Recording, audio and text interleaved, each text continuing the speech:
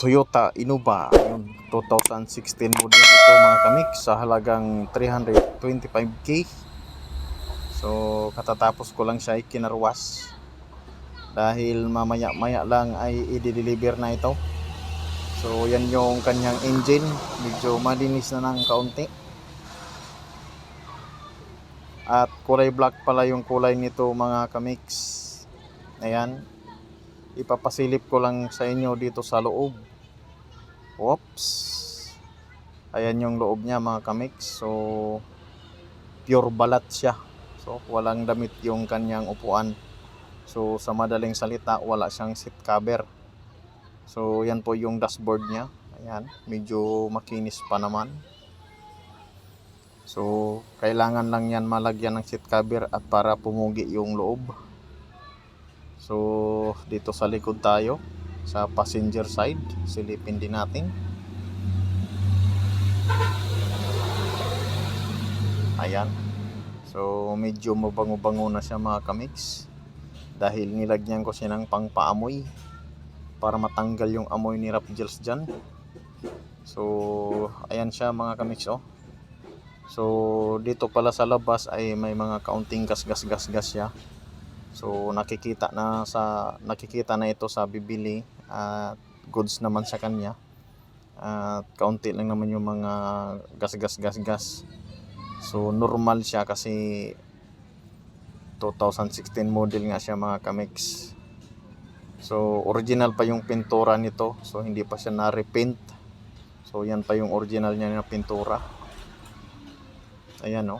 So dito sa likod ng driver side mga kamix, ayan, silipin ninyo at may ipapakita ako dito. So ito siya mga kamix, oh. Ayan, yung tahi ng upuan ay natanggal. So kailangan lang matahi yan ulit mga kamix para hindi lalong bubuka ang kanyang hiwa. So anong masasabi ninyo sa presyong 325k mga kamix? So mura ba siya or mahal?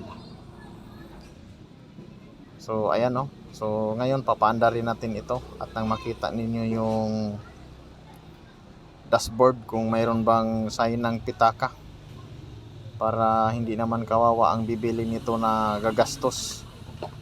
So kapag may lumitaw dyan sa dashboard pag nagpaandar tayo ay sigurado buslot ang pitaka. Ayan, umandar na siya mga kamix. So wala namang lumitaw. Ang lumitaw dyan is yung seatbelt lang, pintuan at saka handbrake. So sa madaling salita ay wala pa siyang problema. At 2 weeks ko nga itong hinahawakan ay kondisyon na kondisyon pa ang kanyang makina.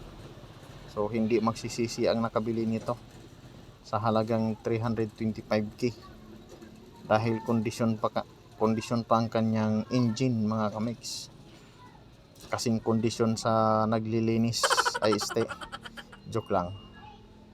So ayan, pogi pa siya mga kamix, makinis pa siya kasi original pa yung pintura niya. So pa-comment daw kung mahal ba itong presyo na 325k or mura. Bahala na yung may-ari na magpagawa ng seat cover. At maya lang, ayan, pagkatapos natin mag-video ay i-deliver na natin ito. Ayan, para may pang-vlog naman tayo kahit mabango na siya, hindi na siya amoy Rap Gel Mix TV mga kamix.